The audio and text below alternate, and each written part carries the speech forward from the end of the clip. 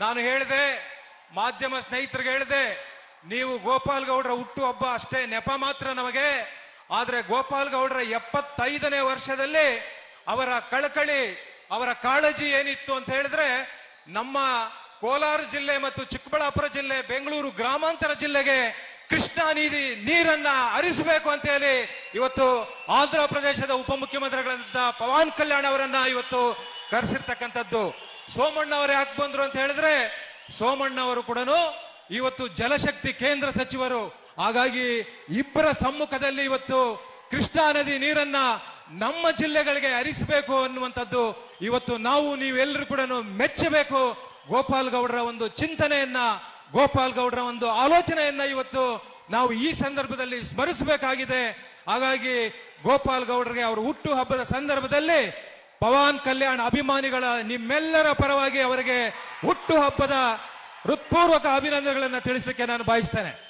ಇವತ್ತು ಒಬ್ಬ ಚಲನಚಿತ್ರ ಖ್ಯಾತ ಚಿತ್ರ ನಟನರಾಗಿ, ಇವತ್ತು ಚಲನಚಿತ್ರ ನಟರಷ್ಟೇ ಅಲ್ಲ, ಇಡೀ ದೇಶದಲ್ಲಿ, ದಕ್ಷಿಣ ಭಾರತದಲ್ಲಿ ಇವತ್ತು ಸನಾತನ ಧರ್ಮಕ್ಕೆ ಹೆಚ್ಚು ಒತ್ತು ಶಕ್ತಿಯನ್ನ ಕೊಡ್ತಾ ಇರ್ತಕ್ಕಂಥ ಇಡೀ ದಕ್ಷಿಣ ಭಾರತದಲ್ಲಿ ಏಕೈಕ ನಾಯಕ ಯಾರಾದ್ರೂ ಇದ್ರೆ ಆಂಧ್ರ ಪ್ರದೇಶದ ಉಪಮುಖ್ಯಮಂತ್ರಿ ಪವನ್ ಕಲ್ಯಾಣ್ ಅವರು ಅನ್ನುವಂಥದ್ದು ಮಾತನ್ನ ಈ ಸಂದರ್ಭದಲ್ಲಿ ನಾ ಹೇಳಲಿಕ್ಕೆ ಬಯಸ್ತೇನೆ.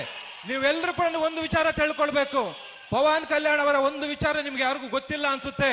ಬಹುಶಃ ಇವತ್ತು ಅವರ ಸುಪುತ್ರ ಕೇರಳ ರಾಜ್ಯದಲ್ಲಿ ತಿರುವನಂತಪುರದಲ್ಲಿ ಇವತ್ತು ಅಗಸ್ತ್ಯಂ ವೇದ ಗುರುಕುಲ ಪಾಠಶಾಲೆಯಲ್ಲಿ ಇವತ್ತು ಕಲರಿ ಒಂದು ಕಲೆಯನ್ನ ಕಲಿಸ್ತಾ ಇರ್ತಕ್ಕಂಥವರು.